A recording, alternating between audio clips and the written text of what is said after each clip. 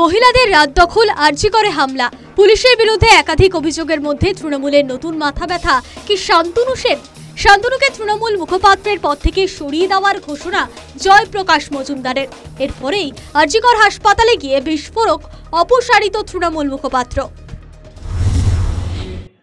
তৃণমূল কংগ্রেসের সর্বভারতীয় মুখপাত্র পদ থেকে আপাতত অব্যাহতি দেওয়া হয়েছে। প্রথম দিনের মার খাওয়া লড়াই করা তৃণমূলের একজন অনুগত সৈনিক হিসাবে আমি তৃণমূলের সমস্ত সিদ্ধান্ত আগেও যেরকম শিরোধার্য করেছি, আজও এই সিদ্ধান্তকে আমি শিরোধার্য করছি।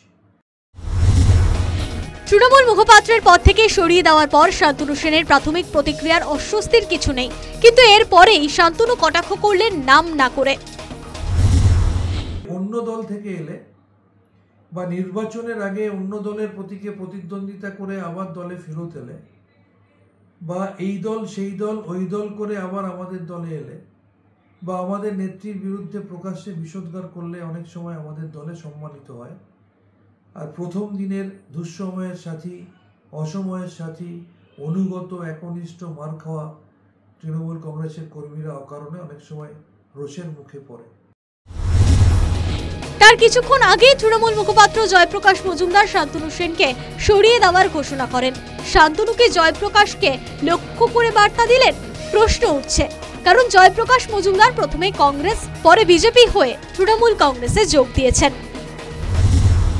মুখপাত্রদের তালিকা আছে সর্বভারতীয় তৃণমূল কংগ্রেসের, সেই তালিকা থেকে সেখান থেকে প্রাক্তন সাংসদ শান্তনু সেনকে সরিয়ে দেওয়া হয়েছে। আরজিকর ঘটনার পর বিতর্কের কেন্দ্রে উঠে এসেছেন পদত্যাগী অধ্যক্ষ সন্দীপ ঘোষ, কিন্তু আরজিকর থেকে পদত্যাগের কিছুক্ষণের মধ্যেই তাকে ন্যাশনাল মেডিকেল কলেজ হাসপাতালের অধ্যক্ষের দায়িত্ব দেওয়া হয়, যার পরে আদালত পর্যন্ত সন্দীপ ঘোষের প্রভাব নিয়ে মন্তব্য করে। বৃহস্পতিবার শান্তনু সেন প্রশ্ন তুললেন, কেন সন্দীপ ঘোষকে হেফাজতে নিয়ে জেরা করা হবে না? ভারতবর্ষের এই একমাত্র প্রিন্সিপাল যাকে নিয়ে এত আলোচনা সমালোচনা, এত ঝড়, তাহলে শুধু তাকে আমরা বুক দিয়ে কেন আটকে রাখার চেষ্টা করব? তার জন্য যখন এত কিছু হচ্ছে তাকে আমরা কেন আটকাবো?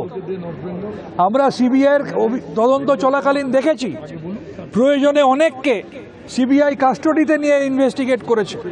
আমরা আশা করব এখানেও দ্রুততার সাথে তদন্ত সম্পন্ন করার প্রয়োজনে তদন্তের স্বার্থে যদি কাস্টডিতে নিয়েও তদন্ত করতে হয়, আমি সিবিআইকে অনুরোধ করব প্রয়োজনে কাস্টডিতে নিয়ে তদন্ত করুন।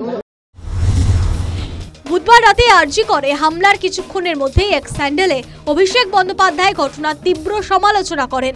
24 ঘন্টার মধ্যে সমস্ত অপরাধীদের গ্রেফতারির দাবি জানান। বৃহস্পতিবার শান্তনুর কথাও কি সেই একই সুরে বাজল? তৃণমূলের অন্দরের রাজনীতির সঙ্গে যারা পরিচিত তারা অনেকেই কিন্তু দুয়ে দুয়ে 4 করে নিতে পারছেন। News time.